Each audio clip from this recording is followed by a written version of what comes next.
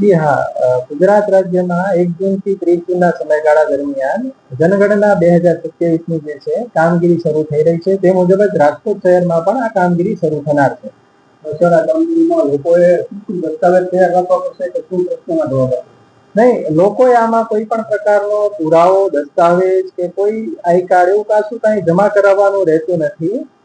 જનગણના 2027 અન્વયે જે ગણતરીદારોની નિમણૂક કરવામાં આવેલી છે એ ગણતરીદારો લોકોના ઘરે જશે અને સામાન્ય જે નિયત કરેલા જે 34 પ્રશ્નો છે એ 34 પ્રશ્નો પૂછશે.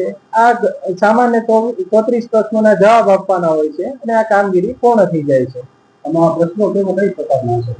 જી, આ 34 પ્રશ્નો જે છે એમાં સામાન્ય પ્રશ્નો હોય છે કે જેમ કે ઘરની દિવાલ, ભોંયતળિયા, છતમાં વપરાયેલી પ્રમુખ સામગ્રી, કુટુંબના પ્રમુખ વ્યક્તિનું નામ, મોબાઈલ નંબર, ઘરમાં જે છે ગટરનું પીવાના પાણીનો સ્ત્રોત હોય, ગટરનું કનેક્શન હોય, મોબાઈલ, ઇન્ટરનેટ, એલપીજી, પીએનજી કનેક્શનની વિગતો હોય, આ બધી જ જે છે વિગતો હોય છે આ 34 પ્રશ્નોમાં આવરી લેવામાં આવી છે. આ સિવાય એમને કોઈ પણ દસ્તાવેજ કે સંબંધી કોઈ પણ વિગત માંગવામાં આવનાર નથી.